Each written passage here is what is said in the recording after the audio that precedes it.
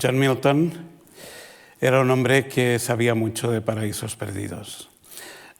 Desde su juventud en Inglaterra y en Europa hasta su edad avanzada y políticamente inactiva, cuando él quedó inactivo en Inglaterra, lo vimos en la sesión anterior, o desde su participación en la República Inglesa como alto funcionario hasta su ostracismo social en sus últimos años, y desde el disfrute del gozo de la vista, ¿verdad?, hasta la ceguera en su madurez. Y de hecho, el poema, a pesar de su título, Paraíso Perdido, no nos presenta un solo paraíso perdido, sino varios. Sino varias experiencias de pérdida, varias experiencias también en un sentido de recuperación. Pero especialmente dos paraísos perdidos. Los cielos perdidos por Satán en su rebelión contra Dios y el Edén perdido por los hombres al principio de la historia humana. Y cada uno de ellos es un paraíso para el que lo ha perdido. Claro, el poema en su conjunto, aparte de ser una grandísima obra épica, es una reflexión, y es la interpretación que querría brindaros, una reflexión extendida sobre por qué se pierden los paraísos, ¿verdad? ¿Qué significa y qué conlleva esta pérdida? Bueno, adelantemos un par de puntos clave. En primer lugar, sobre el concepto de pérdida, aquello que se pierde en este poema quizá puede recuperarse algún día, pero no en su forma original, tal como lo hemos conocido.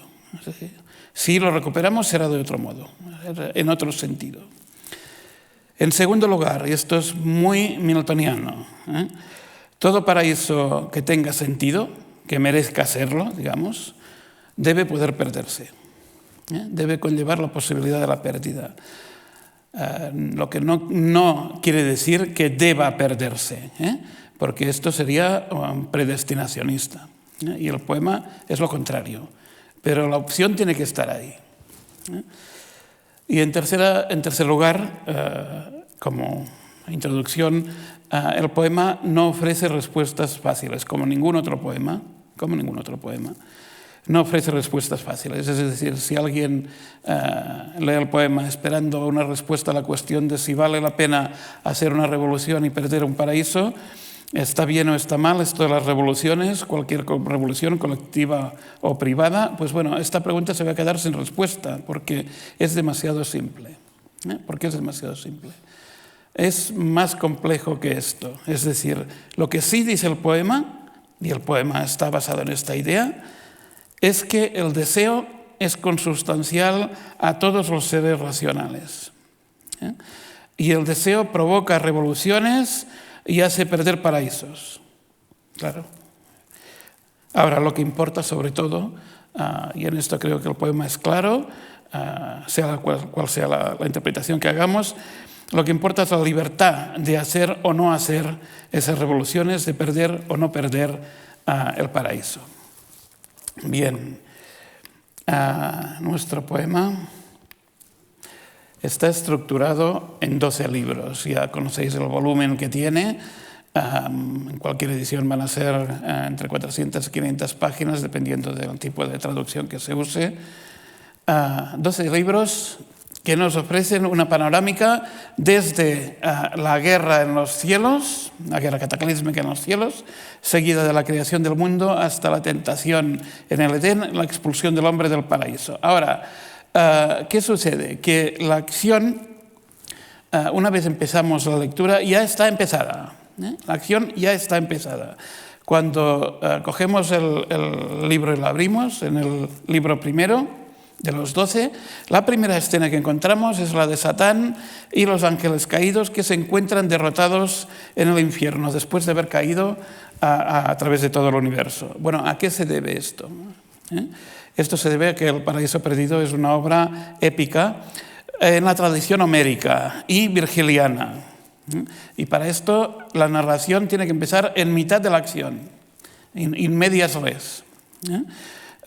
Por esto empezamos un episodio ya central con uno de los personajes centrales, que es Satán, y a partir de ahí avanzamos hasta llegar a un punto, en el libro quinto, en que se producirá una recapitulación, ¿verdad?, de todo lo que sucedió anteriormente. A partir del libro quinto nos encontramos con la situación previa a la creación del universo, con la rebelión de Satán a los ángeles rebeldes, la guerra en los cielos, esto sucede en los libros centrales.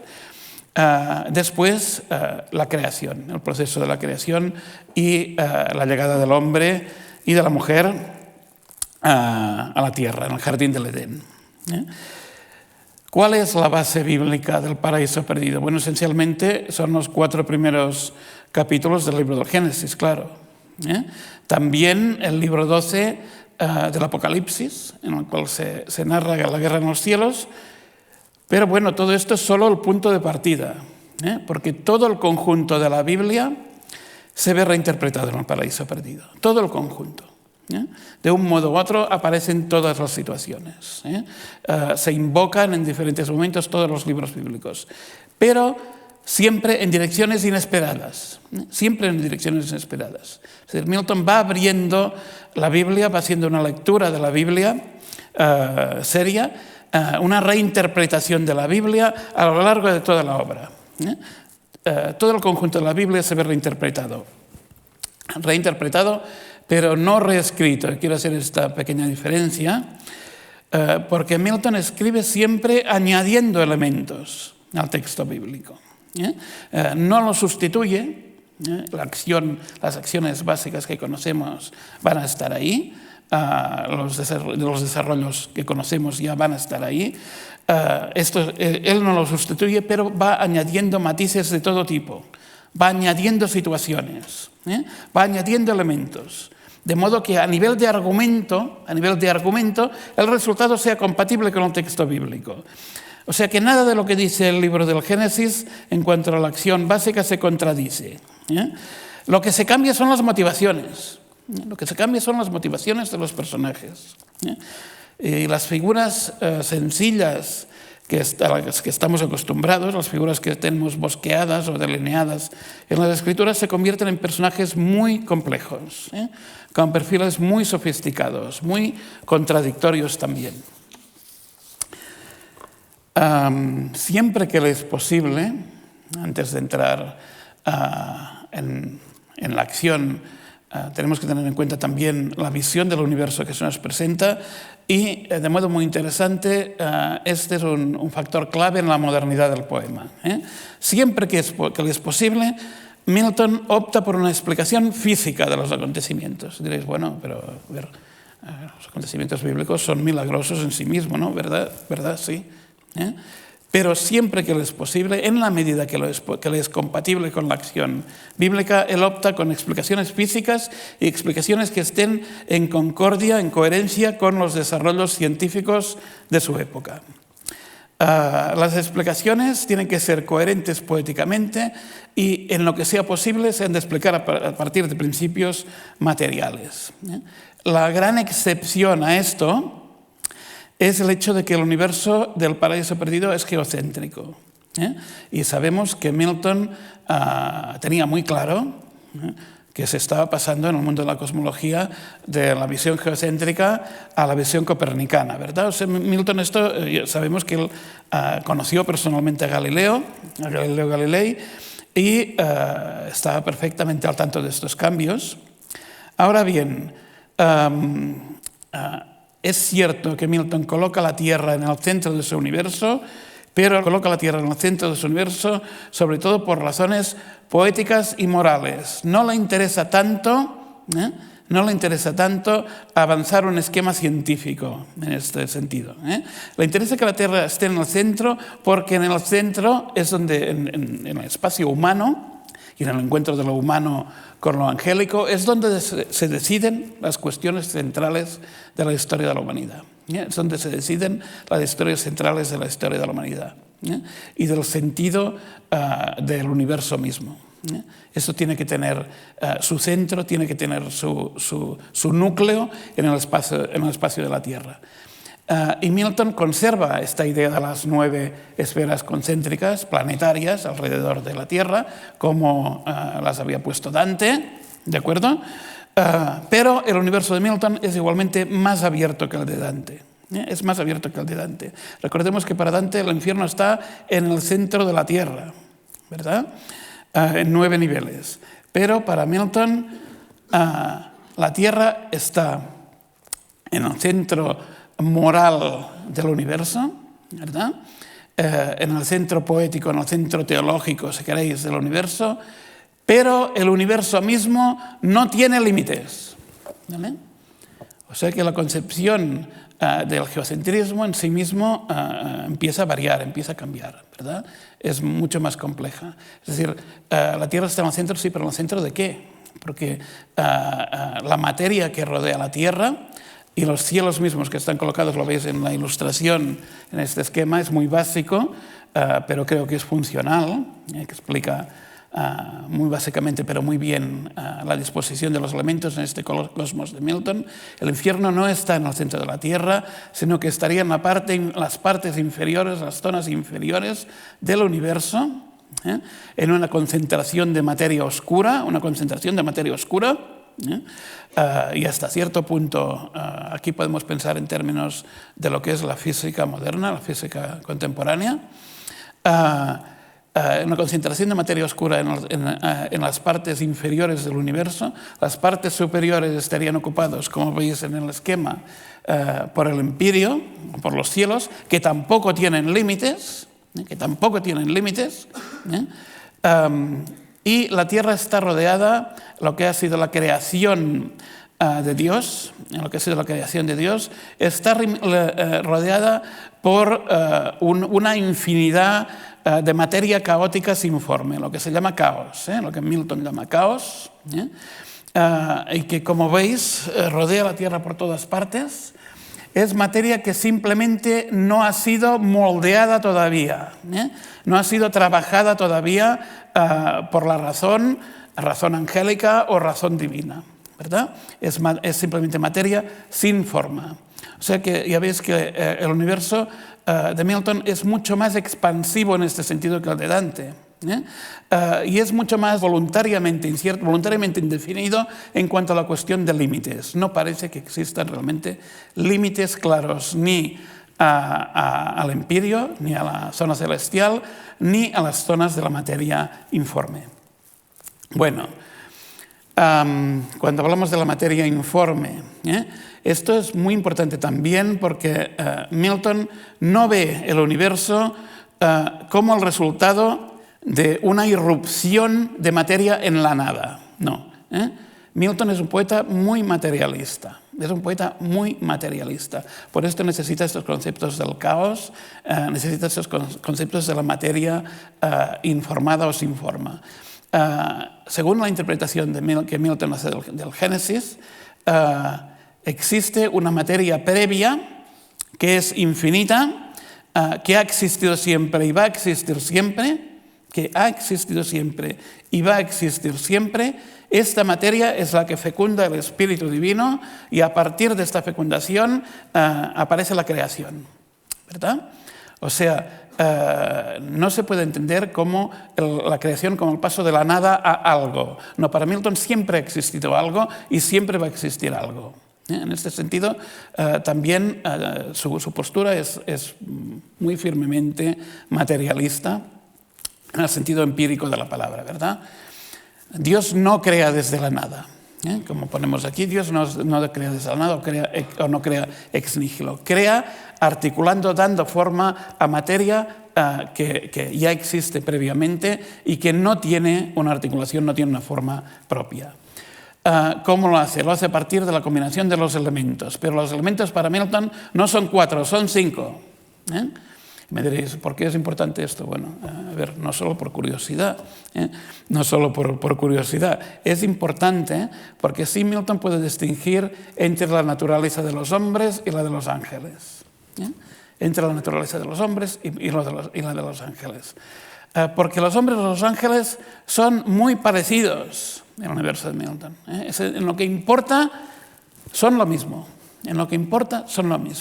Es decir, tienen una capacidad moral y una capacidad de raciocinio, tanto los hombres como los ángeles. Esto es lo que realmente importa. Ahora bien, para la acción del poema, claro, Milton necesita que esencialmente haya unas diferencias de sustancia entre los ángeles y los hombres. Entonces, los hombres están formados de los 4 elementos, como el resto de la naturaleza, en proporciones diferentes. Pero existe un quinto elemento, ¿verdad? Existe un quinto elemento, lo que los alquimistas llamaban el éter o la quinta esencia, es decir, una materia tan sutil, tan pura, que no puede verse, pero que existe de todos modos y es la que cohesiona, la que mantiene en funcionamiento al universo. Los ángeles están hechos de éter, de esta materia, de esta quinta esencia, de esta materia más noble, más pura, que no se puede ver, pero que tiene una sustancia física, material también, es atómica también, si queréis decirlo. Está hecha de átomos también.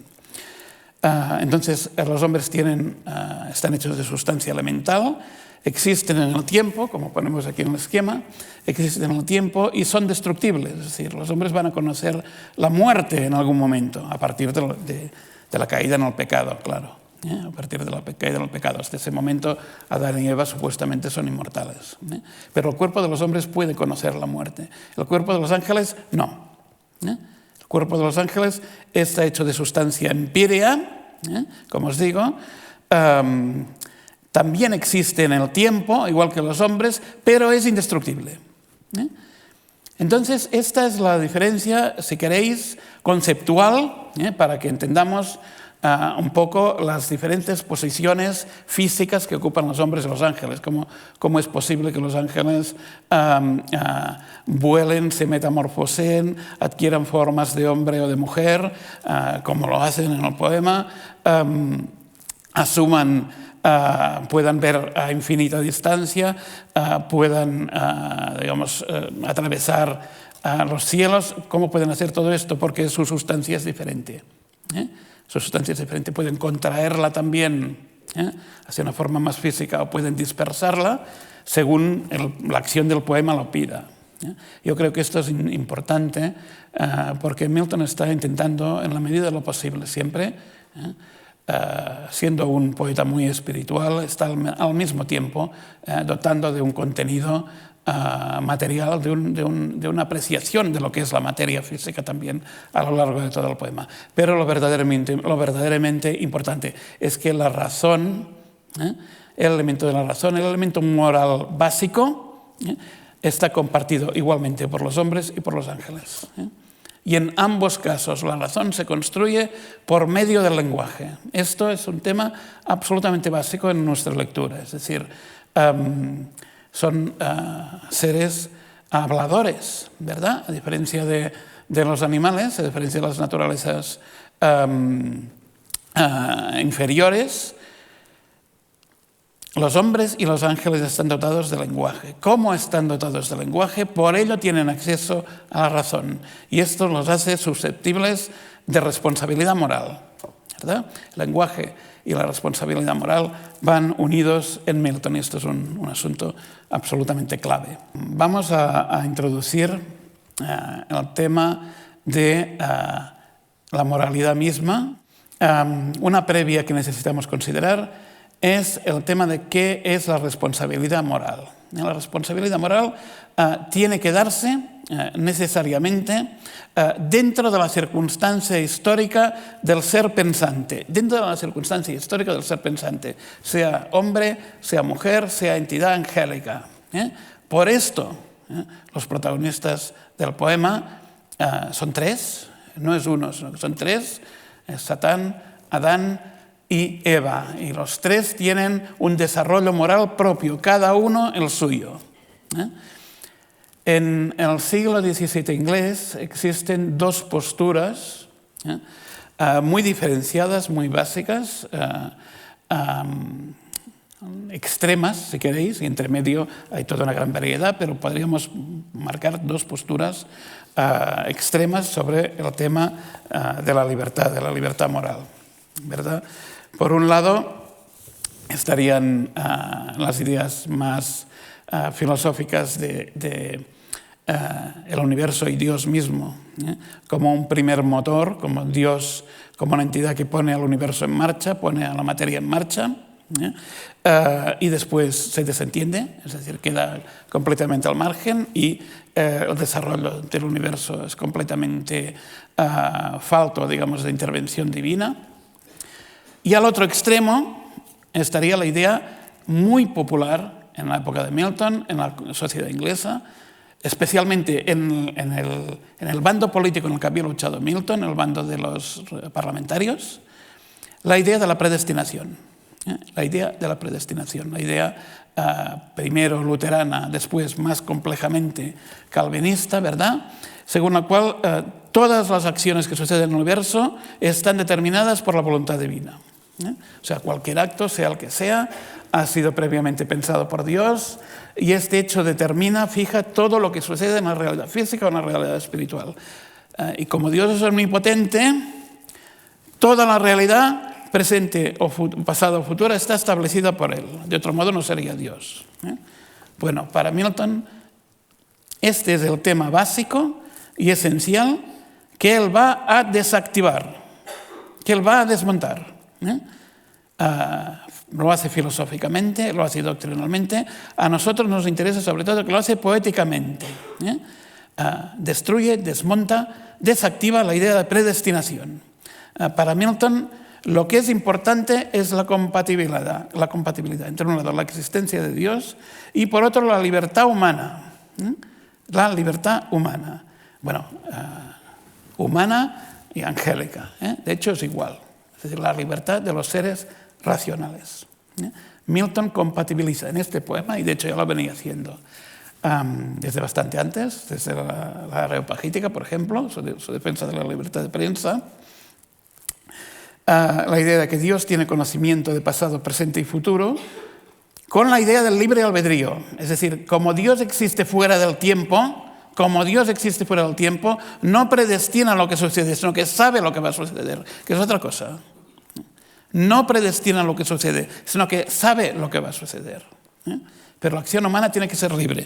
Lo tenemos en este fragmento de Areopagítica, si me las 4 últimas líneas de la cita, pone: hay muchos que se quejan de la divina providencia por permitir a Adán que transgrediera. Lenguas necias. Bueno, esto es un exabrupto muy típico de Milton, ¿verdad? Cuando Dios le dio la razón, les dio libertad de escoger, pues la razón no es más que la capacidad de elección. Hubiera sido de otro modo un Adán artificial, un Adán tal como lo vemos en el teatro de títeres. Esto Milton lo lleva claro ya desde mucho tiempo antes. Y es interesante que su entorno pensaba en términos contrarios. Es decir, Milton fue tan antimonárquico, tan antipapista como Cromwell mismo. Eso está claro. Tan republicano, tan contrario al catolicismo como lo fuera Cromwell, pero la idea que tenía de la libertad filosófica era la contraria, de que tiene que haber un espacio para la decisión humana, igual que tiene que haber un espacio para la decisión angélica. De otro modo, no puede haber una antropología cristiana propiamente dicha. Esta antropología cristiana tiene que incluir la noción, de manera básica, la noción de libertad. Si no fuera así, los paraísos no se perderían.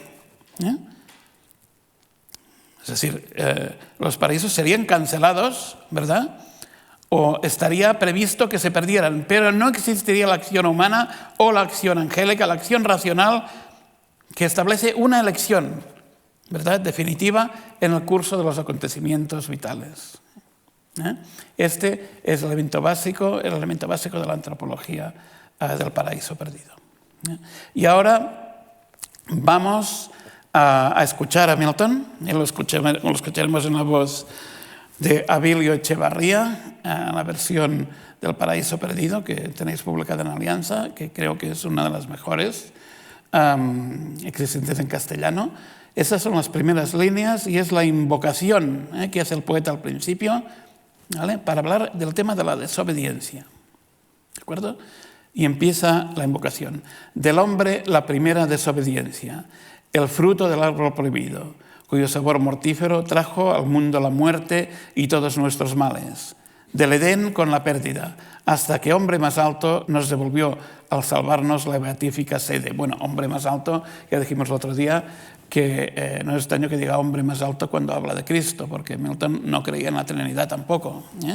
Es decir, Cristo es un hombre, es lo mejor que puede ser un hombre, es el Redentor, ciertamente, pero no es Dios. Tiene que ser un hombre porque si no su acción tampoco tendría sentido. Canta musa celeste, dice. Bueno, la musa celeste es la musa Urania, la musa de la astrología, ¿verdad? Del conocimiento del cosmos, pero enseguida invoca otro poder, que es, lo tenemos en medio de la cita.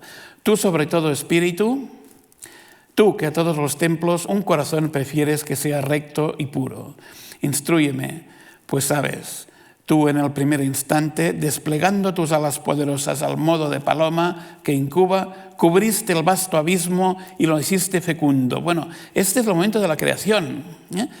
El espíritu a que se refiere es obviamente lo que nosotros en el mundo católico llamamos el Espíritu Santo, que para Milton es una emanación de Dios, tampoco es Dios mismo, tampoco es Dios mismo porque, como os digo, Dios existe fuera de la historia, pero el espíritu es la fuerza que anima la creación y esa es la fuerza que Milton reclama también que le inspire a él.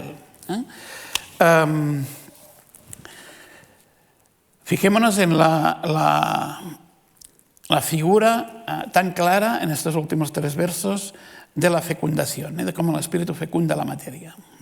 Desplegando tus alas al modo de paloma, cubriste el vasto abismo y lo hiciste fecundo. Estas imágenes de la fecundación, de la fertilización de la materia son básicas para todo el paraíso perdido. Aparecen en multitud de ocasiones y de diferentes formas. Por ejemplo, aquí vemos el momento en que Satán, lo tenéis al extremo derecho de la imagen, que levanta las alas, ¿verdad? Esta ilustración preciosa de John Martin es el momento en que Satán se dispone a atravesar el cosmos para llegar a la Tierra.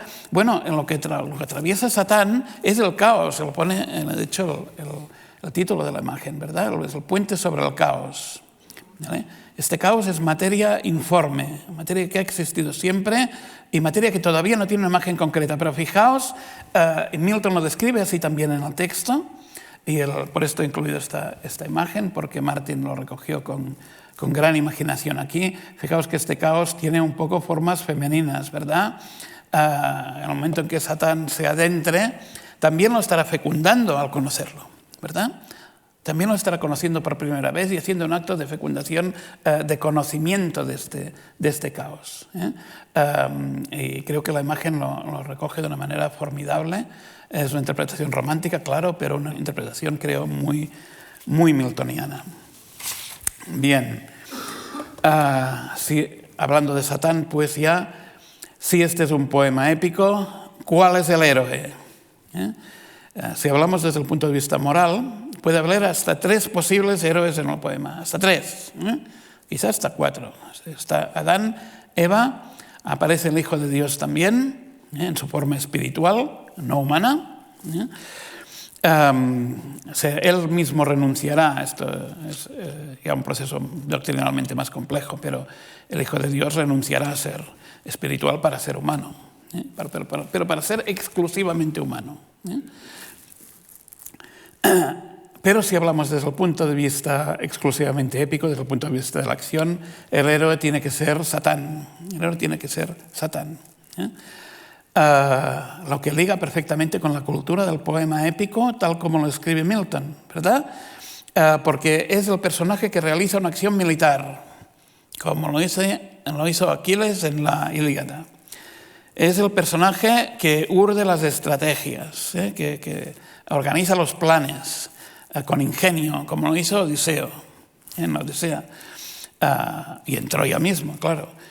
Y es el personaje que conquista una nueva tierra. Conquista, de hecho, 2 tierras, el infierno y la tierra, el mundo de los humanos. Conquista una nueva tierra como lo hizo Eneas. Entonces, Satán tiene vínculos con todos ellos, pero lo realmente importante en este personaje es que en este poema no tiene nada de alegórico. no tiene nada de alegórico. Es decir, Satán trae el mal a los cielos y a la tierra, pero no representa la maldad en abstracto. No representa la maldad en abstracto. No puede representarla tampoco. Porque para Milton la maldad consiste en las opciones mal escogidas, ¿verdad? Las opciones mal escogidas o mal razonadas. Opciones vitales mal escogidas o mal razonadas. La maldad no es un elemento abstracto, es un elemento que corresponde a la razón del hombre o a la razón de los ángeles. Y se genera dentro de la razón del hombre o dentro de la razón de los ángeles. O sea que si tomáramos esa idea que Borges utilizó una vez para referirse al tránsito de la poesía épica hacia las novelas, de las alegorías a las novelas, entonces El paraíso perdido estaría mucho más cerca de ser una novela, ¿verdad? Este poema estaría mucho más cerca de ser una novela que de ser una alegoría a un poema didáctico, mucho más. Porque hay un principio de humanización en todas las figuras, en Satán mismo. Ya sabemos cuáles son las bases bíblicas del personaje de Satán, ¿verdad?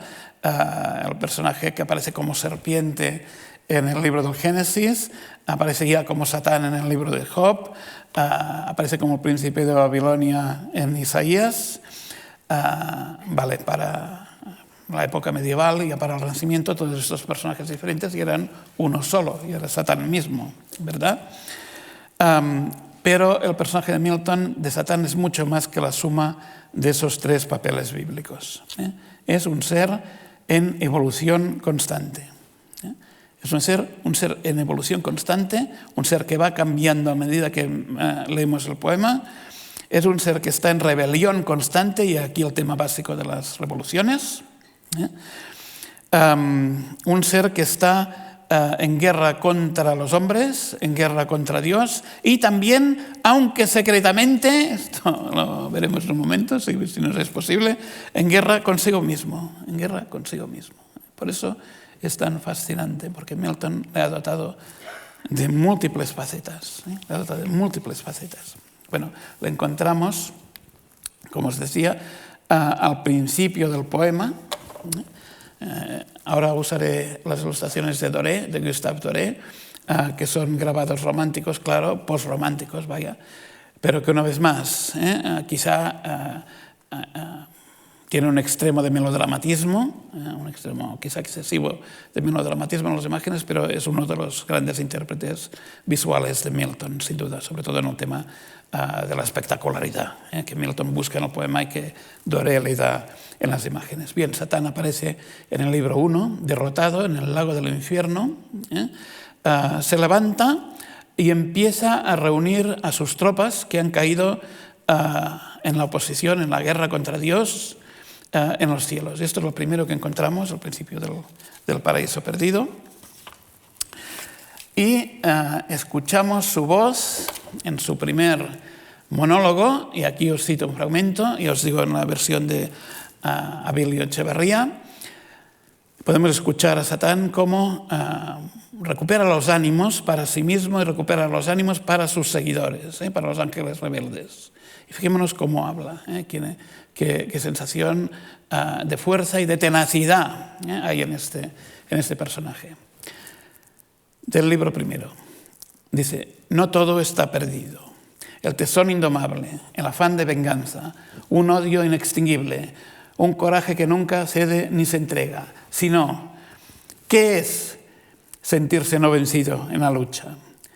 No han de quitarme nunca su ira o su fuerza, la ira o la fuerza de Dios, esta gloria.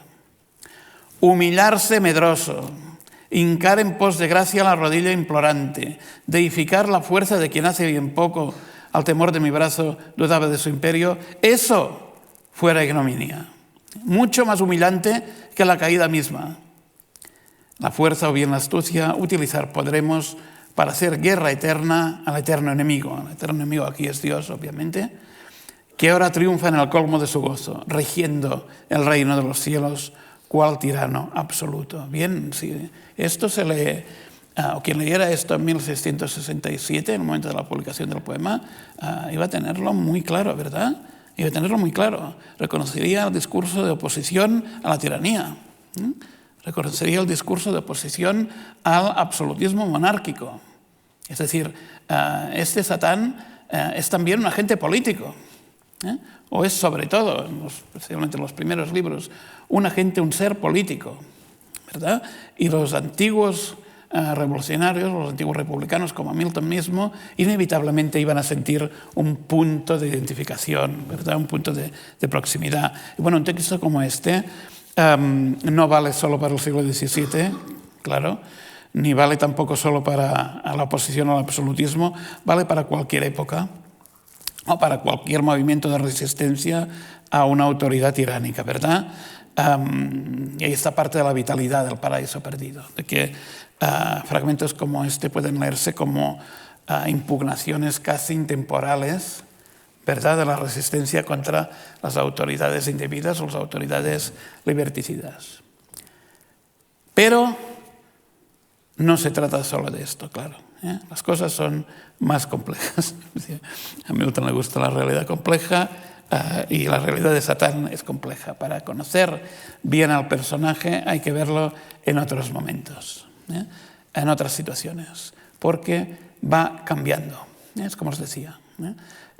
No es un poema en el cual los personajes sean estáticos, siempre están en movimiento, siempre están en cambio. De otro modo, no podrían perder paraísos, está claro. Encontramos a Satán a su entrada a la Tierra en el libro número 4, a punto de empezar, llegado a la Tierra, atravesando el cosmos y estando a punto de iniciar su tarea de tentación de los humanos, para derribar a los humanos, que es el nuevo proyecto, obviamente, de la creación divina. Bueno, y ese es el momento en que descubrimos a Satán como otro personaje, el mismo pero distinto, el mismo pero distinto. Descubrimos al Satán melancólico, quizá el Satán preferido de los románticos, ¿verdad? El señor de la melancolía, como lo llegaron a llamar los románticos. Cuando él habla solo, su voz tiene otro acento. Y aquí lo tenemos, en el libro 4. Se interroga a sí mismo, se cuestiona a sí mismo profundamente. El orgullo y la ambición, peor cosa, de allí, de los cielos, precipitáronme cuando hacía en el cielo a su impar rey la guerra. ¿Por qué? No merecía un pago semejante quien con rango tan alto me dio el ser y que nunca su bondad me echó en cara, mientras que su servicio no pecaba de duro.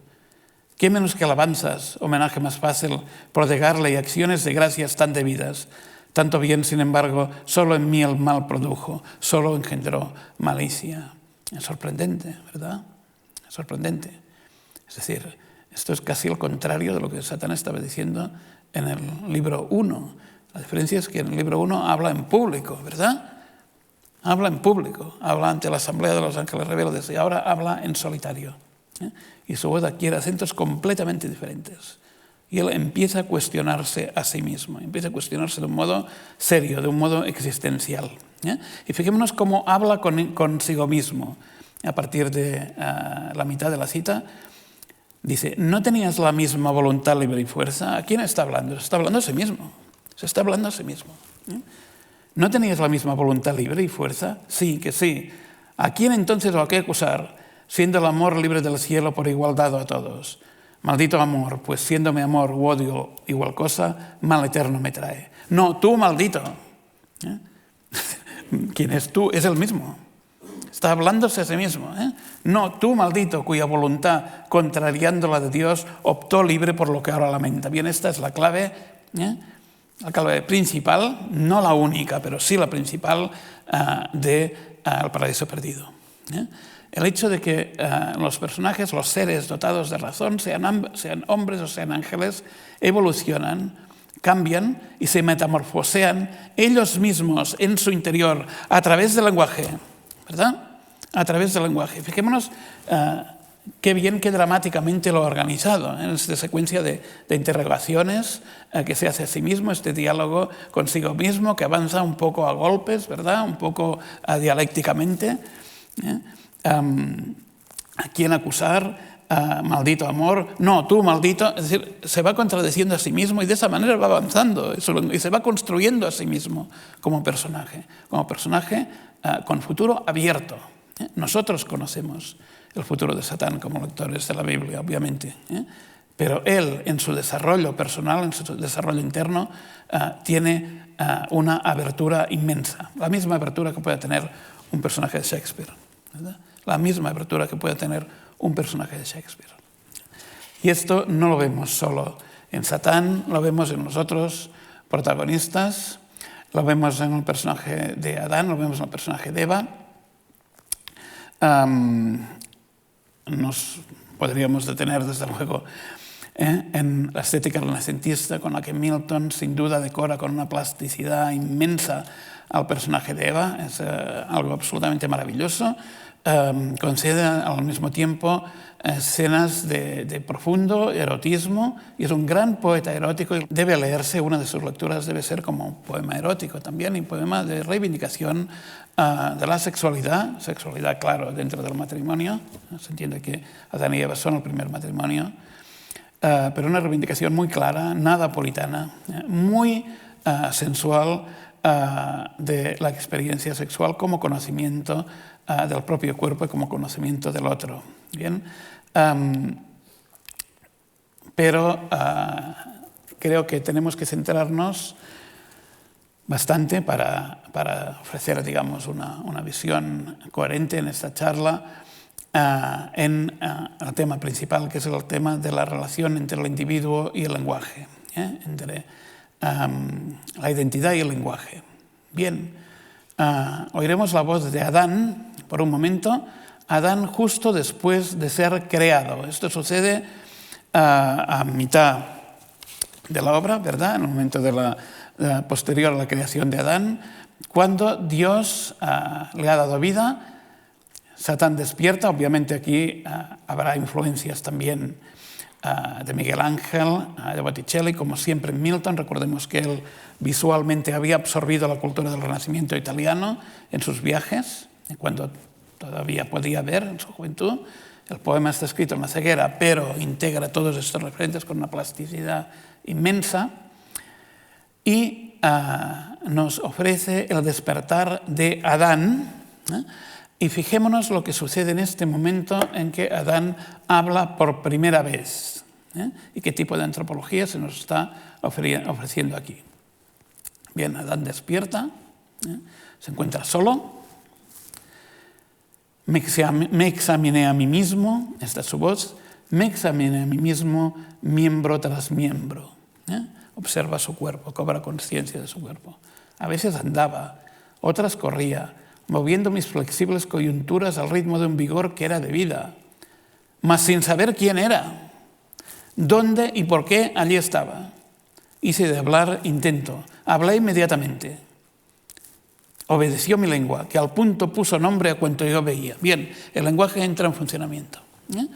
El lenguaje entra en funcionamiento. Y una vez que el lenguaje entra en funcionamiento, el hombre puede relacionarse con su entorno.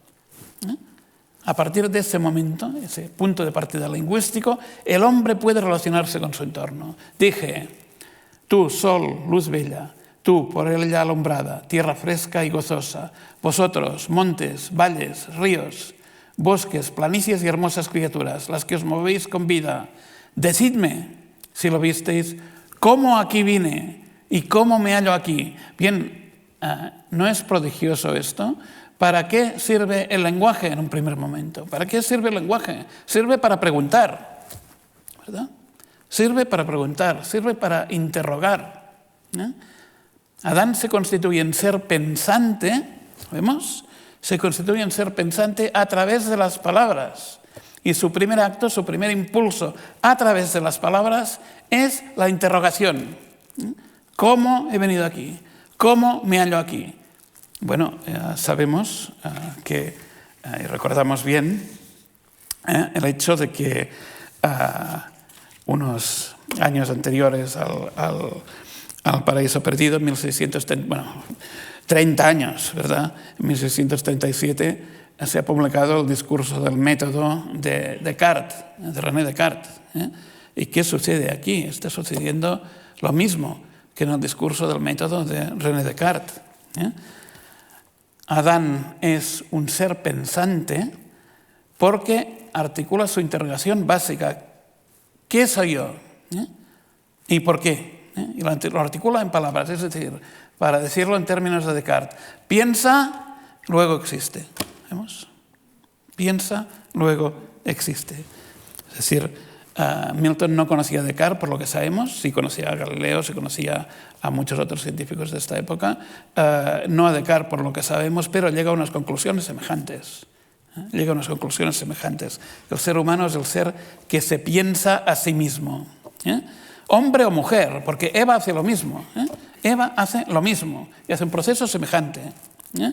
Hombre o mujer. El ser humano se piensa mediante el lenguaje y a partir de ahí se interroga. Y desde esta interrogación básica empieza a funcionar como ser moral. Si no fuera por el lenguaje y por el hecho de que el lenguaje se articula en razón, el ser humano no existiría moralmente, ¿verdad? Existiría como ser físico, incluso como ser intelectual, pero no existiría moralmente. Esto es esencial para Milton y esencial para nuestra modernidad, desde luego. Bien, debemos conceder un espacio también, en nuestra consideración, un espacio a la figura de Eva, figura formidable, un personaje femenino completamente a la altura de los personajes shakespearianos, completamente a la altura de una Cleopatra, de una Cordelia, con un nivel de complejidad quizás superior a los mismos. Recordemos que Milton fue un gran lector de Shakespeare, contrariamente a los que argumentan que Milton era puritano. Desde luego no era puritano, ni puede serlo nunca un lector de Shakespeare, ¿verdad? Ni puede serlo nunca un lector de Shakespeare. Y Milton crea en el personaje de Eva una recreación absoluta del referente mítico, bíblico, en el cual la dota a ella también, aparte del elemento físico, de la vinculación física, sensual, sensorial con su entorno, que es absolutamente maravillosa, la dota también de esta ambigüedad moral profunda, esta ambigüedad moral que da a todos sus personajes para que puedan equivocarse, ¿verdad? Para que puedan equivocarse, para que puedan equivocarse, y al equivocarse y al elegir opciones erróneas, porque para Milton son erróneas, pero lo más importante es que son opciones, ¿verdad?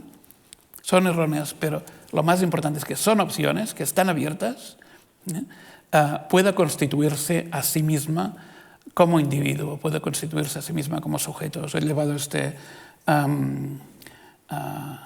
fresco de Tiziano que tenemos aquí en el Prado, ¿verdad? Vale la pena solo pasarse un rato cada X semanas, ¿verdad? Para verlo. Es muy miltoniano también. Si nos fijamos, el hecho de que Adán está acercando la mano hacia el cuerpo de Eva, hacia el pecho de Eva, ¿verdad? Pero ella está pensando en otra cosa. Ella está pensando en otra cosa, ¿verdad? Está levantando la mano para coger el fruto. También en Milton, lógicamente, coge ella primero el fruto, después lo coge Adán, aunque cada uno de ellos tiene motivos diferentes. Cada uno de ellos tiene motivos diferentes, bien explicados, bien argumentados y bien discutidos, en contradicción con ellos mismos. Pero este cuadro creo que ofrece un poco una perspectiva miltoniana en el hecho de que vemos la mirada de Eva, cómo se levanta, se proyecta hacia arriba, ¿verdad? Este movimiento tan neoplatónico, de ir más allá, ¿verdad? Ir más allá del cuerpo, ir más allá de lo físico para obtener algo más, y vamos a escucharla en el momento supremo, ¿verdad? Que sucede en el número 9, en el libro número 9 del Paraíso Perdido. El momento en que ella queda sola ante el árbol, ¿cierto? Satán la conduce hasta el árbol, pero ella tiene su momento de soledad, tiene que tener su momento de soledad indispensablemente para poder convencerse a sí misma, Porque lo importante para Milton no es que la comienza otro, no es que la comienza otro, es que se comienza ella misma de lo que hay que hacer o lo que no hay que hacer. Y vamos a escucharla ante el fruto, en este monólogo que ella hace ante el fruto del bien y del mal. Grandes son tus virtudes, dice. Sí. El mejor de los frutos, sin duda. Bueno, hasta incluso tu alabanza no oculta quien te veta al llamarte el árbol de la ciencia. De la ciencia. Esto tiene que resonar con fuerza no solo bíblica, sino cultural, en el siglo XVII y en las puertas de la modernidad, en las puertas de la Ilustración. Al llamarte el árbol de la ciencia, del bien y el mal a un tiempo, la ciencia. Él, Dios, nos prohíbe gustar de ti, mas esto aún más te me encarece, pues que tal veto alude al bien que comunicas y a la necesidad que de ese bien se posee. Si se posee y sigue desconocido, es como si no se poseyera. Hombre, claro, ¿verdad? ¿De qué sirve la virtud si la tenemos sin escogerla? ¿De qué sirve la virtud si la tenemos sin escogerla? Debe responder a una elección, si no, no tiene sentido. En suma, ¿qué nos veda sino el saber? ¿Qué nos están prohibiendo sino el saber? Nos veda lo que es bueno, el ser sabios. Tales vetos no obligan. Hombre, esto ya es más discutible, ¿verdad? Tales vetos no obligan. Claro, ella tiene que justificar el hecho de que precisamente por estar prohibido, el conocimiento resulta más atractivo. Y qué bien conoce Milton esto, y qué bien lo ha experimentado en su vida, en su proyecto revolucionario, en su participación en la República, ¿verdad? En lo que él veía también como proyecto de futuro, un proyecto de rompimiento con lo conocido, y que terminó en fracaso, como sabemos. Nos veda lo que es bueno, el ser sabio. Tales vetos no obligan. ¿Qué temo, pues? Mal dicho. ¿Qué sé lo que yo debo temer en mi ignorancia de lo bueno o lo malo, de Dios o de la muerte, de la ley o el castigo? De todo es el remedio este divino fruto, que sobre bello al ojo y grato al gusto tiene la virtud de hacer sabios. ¿Qué es lo que me estorba alcanzarlo y nutrirme a la vez cuerpo y alma? Dijo así, y alargando temeraria la mano, en hora mala al fruto se lo llevó a la boca. Bien, este es el momento de culminación. En ese momento entra la muerte en el mundo, ¿verdad? Entra la muerte en el mundo y se pierde el paraíso. Entra la muerte en el mundo y se pierde el paraíso. Sí, se pierde el paraíso, pero ¿qué se gana? Es que se gana algo. Se gana muy claramente, la capacidad del hombre o de la mujer de constituirse a sí mismo en ser moral. Este es el punto. De constituirse a sí mismo en ser moral. Por esto Milton necesita el monólogo, y necesita los monólogos tantas veces a lo largo del Paraíso Perdido, porque los monólogos son los momentos en que el personaje se habla a sí mismo, a veces sin saber lo que va a concluir, a veces sin saber cuál va a ser la conclusión, pero se habla a sí mismo o se habla a sí misma, y de ese modo se va construyendo mediante el lenguaje como ser moral. Esto es el elemento básico. Quizá, aparte de los elementos cosmológicos, materialistas, sexuales, de los que hemos hablado en esta presentación, quizá el elemento más básico y que nos lleva más poderosamente al valor del paraíso perdido, ¿verdad? Es cierto que al fin debe perderse el Edén, igual que Satán debió perder también el reino de los cielos. Debe perderse, quizá pueda recuperarse, esto Milton lo trata también en el último libro, quizá pueda recuperarse, pero será de otro modo, será en otras circunstancias, será de otra manera. Pero en medio nos hemos constituido a nosotros mismos en tanto que seres actuantes, en tanto que seres pensantes, en tanto que seres de razón y de conocimiento, en seres morales también. Bueno, así se pierden los paraísos, pero así también se escriben los grandes poemas. Muchas gracias.